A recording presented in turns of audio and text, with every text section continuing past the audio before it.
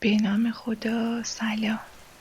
اگر به راحتی خوابت نمیبره با داستان امشب همراه شو. روزی بود و روزگاری بود. یک کچلی بود که ننه‌اش، بزش و همه دار و ندارش کفترانش بودند. این همه زندگی او بود. ننه او پیر بود و کچل برایش یکی دو تا بز خریده بود. کچل چند تا کفتر روی بام داشت. روزها میرفت صحرا، خار میکند و برای ننه‌اش میآورد.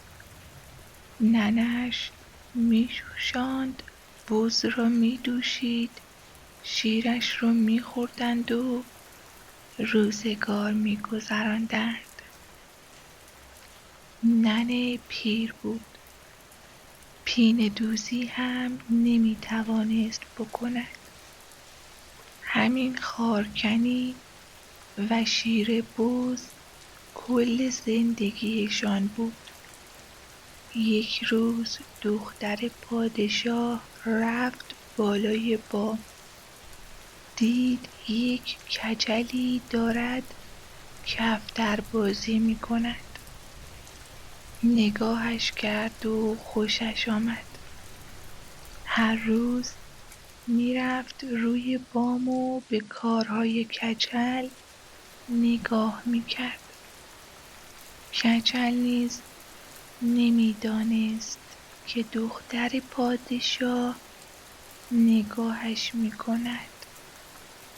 دختر کم کم خاطرخواه کچل شد، اما کچل از دنیا بیخبر بود. دختر هر روز که به روی بام میرفت منتظر بود کچل هم بیاید و کفترهایش را دانه بدهد.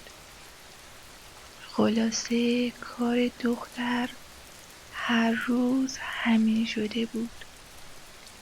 یک روز پادشاه آمد بالای بام. دید که دخترش همیشه در آنجا نشسته.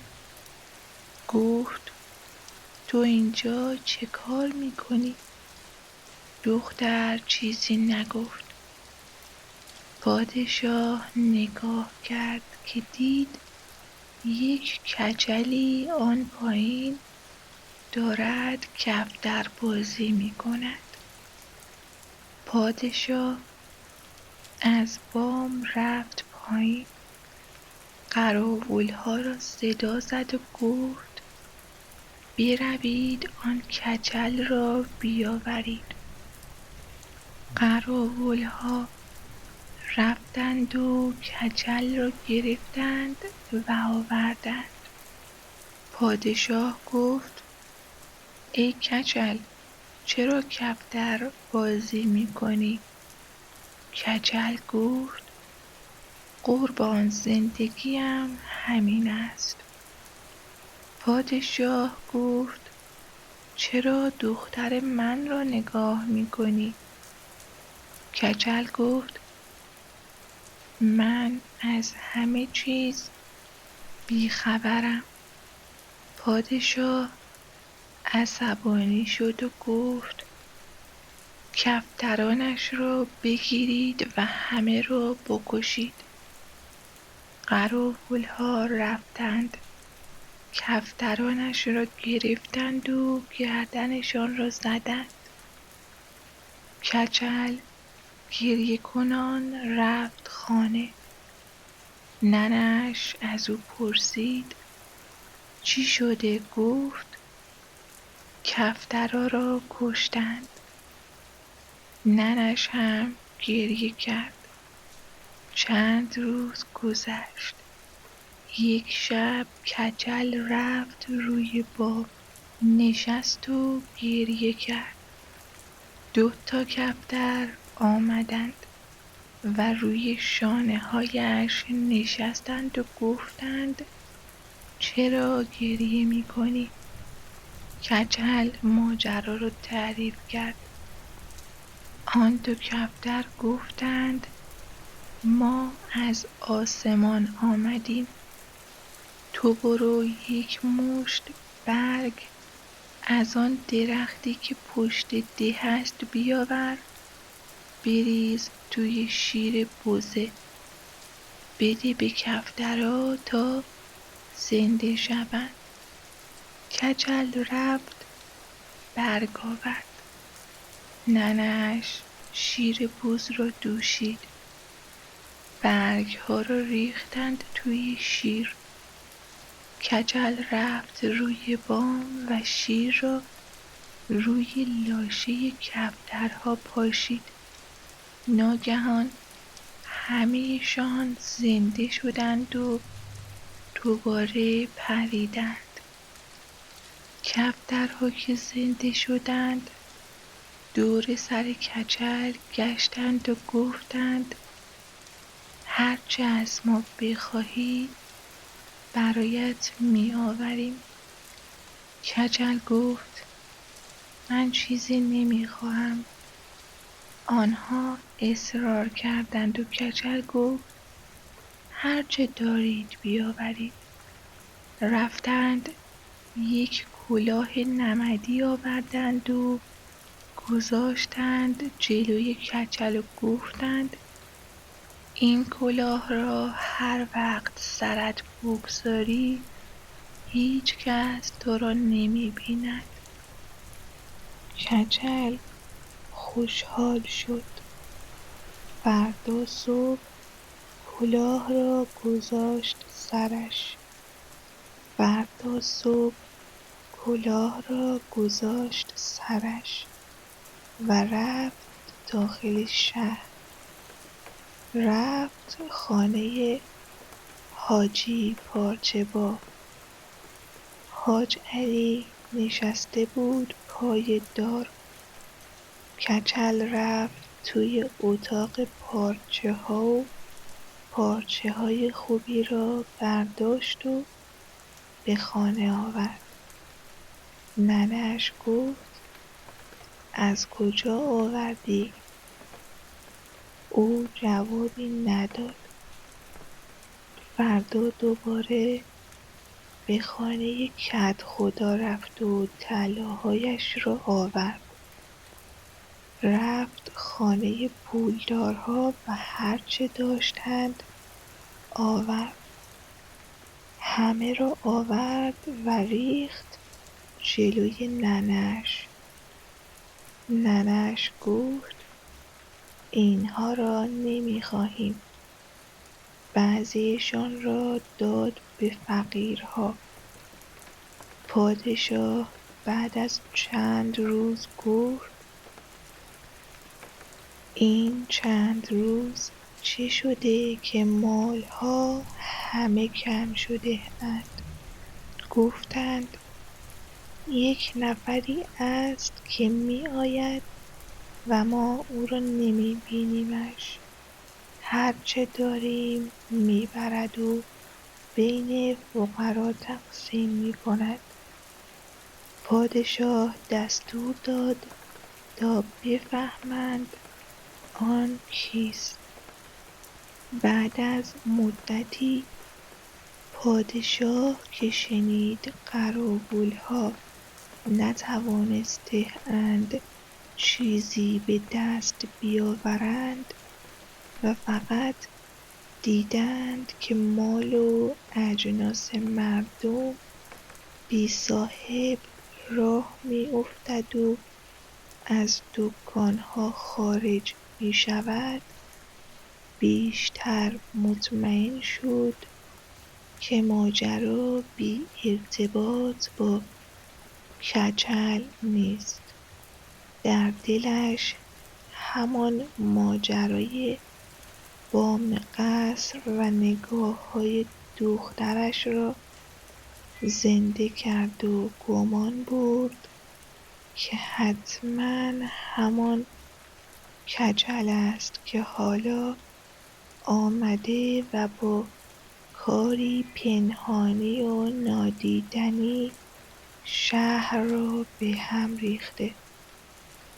پس باز قراولها را جمع کرد و با عصبانیت به آنها گفت هر جور شده باید دست آن شخص را رو کنند. در این میان کچل مثل هر روز کارهایش را کرد و شب پنهانی و آرام به خانه برگشت. وقتی وارد حیاط شد ننه‌اش با نگرانی گفت امروز قراولهای پادشاه آمدند و همه جای خانه را گشتند. ننه با دلهره تعریف کرد که آنها از در و دیوار بالا رفتند، توی اتاق و پشت و بام و حتی گوشه‌های آغل را زیر و رو کردند. ننه استرسی داشت و نمی‌دانست چه کار کند، اما چون کچل کلاه را بر سر داشت هیچ اثری از او ندیدند و دست خالی برگشتند. کچل وقتی اینها را شنید با آرامش گفت که کاری از آنها برنمیآید و نباید مادرش نگران باشد. با این حال در همان شب و همان سکوت خانه کفترها دوباره گرد او جمع شدند. آنها که از اول هم یار و همراهش بودند حالا با پروازشان بالای سر کچل می‌گشتند و به او فهماندند هر وقت نیاز داشته باشد همانطور که پیشتر کمکش کرده بودند باز هم پشتش خواهند بود. کچل هم مثل همیشه به بام رفت، کنار لانه‌ها نشست و مدتی با سکوت نگاهشان کرد. این کار برایش عادت شده بود و هر شبی که بیرون از چشم قراولها می‌گذشت این چند دقیقه کنارشان برایش آرامش می‌آورد. در شهر اما حرف‌ها بیشتر شد. مردم از دکان‌ها گرفته تا بازار، از خانه‌ها تا کوچه‌ها همه زمزمه می‌کردند که چه کسی این کار را می‌کند. قراول‌ها هر روز بیشتر در شهر می‌گشتند و پادشاه از خشمش کاسته نمی‌شد. با همه اینها کچل که کلاه نمدی‌اش را داشت همچنان از چشم همه پنهان بود و هیچکس نتوانسته بود حتی سایه‌اش را نیز ببیند. روزها می‌گذشت و زندگی کچل و ننه‌اش مثل گذشته ادامه داشت، با همان خار جمع کردنها، پشم ریزی ننه و کفتر پرانی کچل روی بام. با این تفاوت که حالا کچل با کلاه نمدی می‌توانست در شهر حرکت کند بدون آنکه کسی او را ببیند. شب‌ها مخفیانه به خانه ثروتمندان می‌رفت، هرچه لازم بود برمی‌داشت و بخشی از آن را به فقیرها می‌رساند. این کارها باعث شده بود که مردم کم‌کم او را به صورت یک موجود اسرارآمیز بشناسند که از میان دکان‌ها و خانه‌ها می‌گذرد و اثری از خودش باقی نمی‌گذارد. در همان زمان دختر پادشاه هنوز مریض بود و پشت پنجره اتاق به بام کچل نگاه می‌کرد. وقتی صدای سوت کفترها می‌رسید، قلبش کمی آرام می‌شد، ولی هر بار که خودش خبری از کچل نمی‌دید، دلهره‌اش بیشتر می‌شد. او می‌دانست که پادشاه به هیچ وجه راضی نخواهد شد دخترش را به پسری بدهد که فقیر است و فقط یک پول و چند کفتر دارد. اما عشقش به کچل بیشتر از هر چیز دیگری بود. پادشاه هم باخبر شد که دوباره کچل به شهر آمده و دست به کارهای عجیب زده است. قراولها را دوباره فرستاد تا خانه کچل را محاصره کنند و زنده یا مرده او را بیاورند. کچل با وجود همه خطرها همچنان روی بام می‌نشست و کفترها را می‌پراند و ننه‌اش نیز در پایین مشغول پشم‌ریزی بود. بز در حیاط دنبال برگ درخت توت می‌گشت و خار می‌خورد. یک روز وقتی قراولها با دستور پادشاه وارد حیاط شدند و خواستند کچل را گیر بیندازند، کفترها و بز با همکاری هم جلویشان را گرفتند.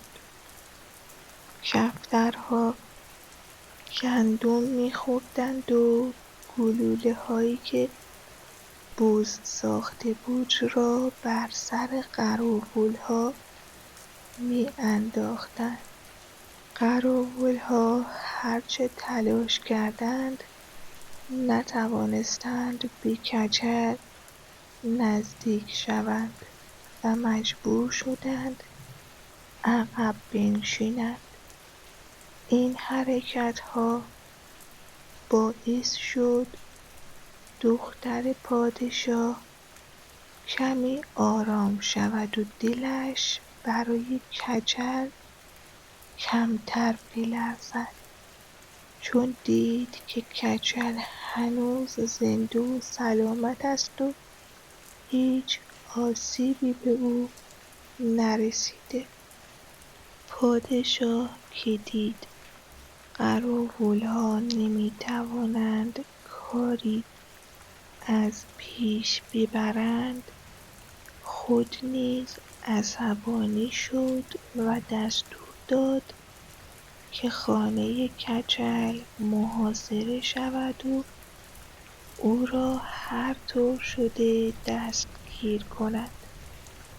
اما کچل با کلاه نمدی و کفترهایش به راحتی میتوانست از دید قراولها مخفی بماند و هر حرکتشان را ناکام بگذارد. شبها کچل با همان کلاه به خانه پولدارها میرفت و ثروتهایشان را برای فقرا میبرد. او از هیچ چیز برای خودش استفاده نمیکرد. ننه‌اش همچنان پشم میریزید و در حیاط کوچک خانه‌شان نظارهگر فعالیتهای کچل و کفترهایش بود. بز هم در کنارشان بود و با دقت برگهای درخت توت را میخورد و گلولههای سختی که کچل برای مقابله با قراولها ساخته بود را آماده میکرد. این همکاری سه‌جانبه باعث میشد هیچ قراولی نتواند حتی لحظهای به کچل نزدیک شود. دختر پادشاه هنوز پشت پنجره اتاقش نگاه میکرد و هر روز منتظر صدای سوت کفترهای کچل بود. وقتی میدید که قراولها نمیتوانند به او آسیبی برسانند و کچل هنوز آزاد است، دلش کمی آرام میگرفت و امید داشت روزی بتواند کنار کچل باشد. با این حال هنوز پادشاه مخالف بود و نگران سلامت دخترش. در شبی از این ایامی که گذشت و کشمکش‌هایی که بین کچل و کفترها و قراولها بود، در یکی از شبها دختر پادشاه و ننه کچل با هم هماهنگ کردند تا دوباره به کچل کمک کنند و از خطر نجاتش دهند. ننه برگ و خار درخت توت و دیگر وسایل لازم را آماده کرد و کفترها نیز در آماده باش کامل بودند. همه چیز برای حرکت بعدی کچل و محافظت از او آماده شد. بالاخره شب فرارسید و کچل با کلاه نمدی سرش آماده شد تا به خانه دختر پادشاه برود.